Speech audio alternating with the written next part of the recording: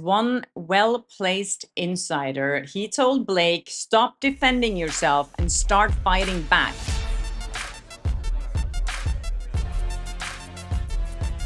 Hi and welcome to Flossom Talk. I'm Shashti Flowen here on my channel. I talk about my good and bad experiences in Hollywood working as an entertainment reporter. And as you know, a lot about Blake Lively and Justin Baldoni's legal drama. And yesterday I spoke a little bit about that New York Times op-ed that was pointing at me again as this anti-Blake Lively content creator who's pouring out negative content. Anyways, it was a ridiculous op-ed. I'll talk a little bit more about that later. But anyways, I wanted to start this video with a little positive news because there's good news today. The judge has approved Jen Abel's request to look at all communications between Van Zandt and Stephanie Jones. That means that we could finally get some evidence, like real hard proof that all that evidence was obtained illegally. So Jennifer Abel is actually accusing them of giving, or accusing Stephanie Jones of giving all her information from her phone to Blake Lively's team even before they issued a subpoena, meaning that they obtained all that information illegally before they even subpoenaed her with this sham lawsuit. It's all so shady, you guys. If the court finds that that her team participated in a scheme to obtain stolen communication, then both her harassment claims and her smear campaign claims could totally collapse. Everything is then built on illegal material and is not admissible in court. This, as I've talked about so many times before, is major. And now finally, the judge has come to the conclusion that it really is. So now we got to finally uncover the truth with hard evidence. I can't wait to see what was in that communication. Oh my God, Stephanie Jones must be sweating right now. Also in the news is that there is a date for Blake Lively's deposition. It's set to be on July 17th. People magazine did a story on it saying Blake Lively's deposition date revealed as Justin Baldoni's lawyers prepare to grill actress on her claims. Yeah, I would, as I said before, I would really pay a lot to be a fly on the wall during that deposition. Let's see what happens there. If she can find another excuse for delaying it, you know, she already was supposed to be subpoenaed last month and it didn't happen. We never know the reason for why it didn't happen, but now they have a new date. So yeah, that's something to look forward to in 9 days. Also, something that some content creators have been pointing out that I find quite interesting here is that, remember I spoke about that Blake Lively's team wanted 50,000 hours of footage from It Ends With Us, which equals like 5 years of 24/7 filming, or it's just a ridiculous amount. And I'm sure that doesn't really exist. But as some people have been pointing out, you know, why do they want all the footage? They should know what they're looking for. If Blake Lively felt harassed, because that's what she's looking for in that footage, she must have known what time, what day, what they were shooting, when she felt harassed by him. Why does she want all of it? There's only one reason why she wants all of it, and that is so she can cherry pick and put together some kind of narrative so that she can twist and make it look like something uncomfortable happened to her. Why wouldn't she ask specifically for the scene? She was in that hospital bed giving that birthing scene, you know, the one that she accused him of having his friend look up her thingy and she wasn't wearing any clothes, which turned out to be not true. That scene, for example, why isn't she asking specifically for those scenes that she's been accusing him of harassing her? Instead, she's asking for 50,000 hours. I mean, it's such a fishing expedition. Also, another thing I was wondering is why they subpoenaed Candace Owens, Perez Hilton, and Andy over at Popcorn Planet and not me. Why didn't they subpoena me? I'm the person that they started accusing of a smear campaign. I've been mentioned in all court documents. Why did they choose not to subpoena me? And I think I found out the reason why. And that is because they know, her lawyers know, that I had nothing to do with it. And if they subpoena me, and if it becomes public that they haven't found any signs of me working with Baldoni's team, it makes them look bad. And they know they're not going to find anything. And that's why they didn't subpoena me. So that's why their strategy with me is just trying to smear me in the media with hit pieces like the one yesterday at the New York Times and other times that they've been mentioning my name. And in all the filings, they've been mentioning my name. They're just mentioning my name to try and drag me through the mud, but they don't have the guts to subpoena me. So they know that they wouldn't get anywhere with subpoenaing me. It would only backfire and make their case really, really weak. Another interesting story. Thank you so much, Nadine, for pointing me to this story.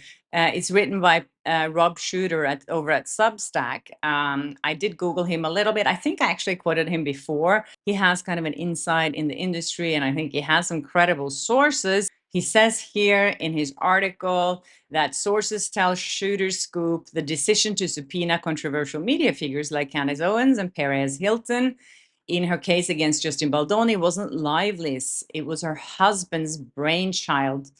And he says, Ryan is convinced this whole scandal was a media hit job. Says one well-placed insider, he told Blake, stop defending yourself and start fighting back. He continues to say that sources are dead serious and they're saying he's treating this like a movie, talking about Ryan Reynolds. He has storyboards, strategy, damage control. One source close to the couple reveals this isn't just about justice, it's about taking back the narrative. And he's saying here, with Taylor Swift text entered into evidence and the trial set for March 2026, Team Lively is betting big on celebrity clout to outshine courtroom drama. This is about power, the insider adds, and Ryan's making sure they keep it. Yes, as I said before, I think Ryan Reynolds went after Justin Baldoni to begin with to blame someone on the terrible promotion of the movie or the marketing of the movie It Ends With Us, which his company, Maximum Effort, was responsible for, and he couldn't take it. It was too much of a risk for him to take the responsibility, and that's why he wrote this letter that he wanted Justin Baldoni to sign, that he was responsible for everything going wrong. And as I mentioned in previous episodes, that Ryan Reynolds had a big deal with Paramount that he's going to promote and be responsible for the marketing of all his upcoming movies with Paramount, which is a huge deal. It's a lot of money at stake for Ryan Reynolds. And yeah, I would say that his marketing and PR strategy so far to save his wife is not working. He is not capable of creating a narrative that's believable, and he really screwed up the marketing and PR for It Ends With Us. Also, that New York Times op-ed that was written by Kat Tenbaj, it's quite interesting. She has now turned off her comments on Instagram. That's how much debate Kat wanted to have about this subject. As I said yesterday, she wrote this article. There's nothing new in there. It was just like the same ideas that were printed in The Guardian a few months ago with the same source. She's obviously friends with Ofi Doki, who is creating a lot of hate content towards women creators here on YouTube and kind of labeling it as feminism. It just doesn't make any sense to me. But anyways, I don't want to give more attention to these so-called feminists, but I did notice something very interesting today. So Glenda, thank you again, sent me some articles and said, isn't it interesting how New York Times reported on the movie Deadpool versus Wolverine 8 times when the movie was premiering. Ryan Reynolds' movie got so much attention and so much free PR and marketing in the New York Times. I was scrolling through, and there are actually 8 articles about that. Then, when I was scrolling through that, I found 2 articles that I found so funny. This is just amazing because on August 11th and on August 16th, the New York Times did 2 stories about Blake Lively. One was called What It Ends With Us Says About the Blake Lively Brand. The images on screen are informed by the actress' off-screen businesses, making the movie a fascinating study in the uses of star power. Then, 5 days later, there was another article. It Ends With Us, the press tour drama explained. What's happening on screen has become secondary to the conversation about differences between Blake Lively and Justin Baldoni, her co-star and director. Okay, I'm not going to read through these articles, but the story here is interesting because New York Times are using all those smear tactics that Blake Lively had been accusing Baldoni of in those two articles. They are calling her promotion tone deaf. They're talking about the behind the scenes drama. They're talking about how Blake Lively took over some of the movie, how Ryan Reynolds rewrote the scene, how Justin Baldoni has been promoting the movie in a certain manner of, respecting the material and the DV, and how tone deaf Blake Lively has been, and all the backlash she has received. So this means that New York Times was a part of the smear campaign. They totally forgot to mention that in the article that they published 4 months later, when they talked about this entire strategy of how Justin Baldoni's team allegedly had used the media to plant negative stories about Blake Lively. So then they're saying that they also went for this strategy, that they didn't check their sources, that they actually reported on something that they didn't even know it was true. So the same newspaper that warned everyone about the Hollywood smear machine targeting Blake Lively literally ran the machine themselves just months earlier. So the New York Times kind of just willingly participated in this smear campaign, alleged smear campaign against Blake Lively then. This is exactly how Blake Lively was describing it, that they wanted the mainstream media to validate the narrative with credibility, and that created the smear campaign. I never even thought about this, but now when I see it here on print, it is so ridiculous. So I think this is not enough evidence to say that the New York Times did not expose any smear campaign unless they take some accountability and responsibility for being a part of that smear campaign. Because if you read these two articles, you can definitely see that they were very negative towards Blake Lively, and they put her in a terrible light. They're repeating all the things that people were saying about her online. They're repeating all the backlash from the wardrobe, from promoting her hair care line, from the Betty Boos. They're also talking about the backlash from the premiere, when the screenwriter was taken completely off guard when she was told that Ryan Reynolds had written that one rooftop scene. She didn't even know about it. The New York Times is covering that. They're covering all the things that gave Blake Lively a lot of backlash.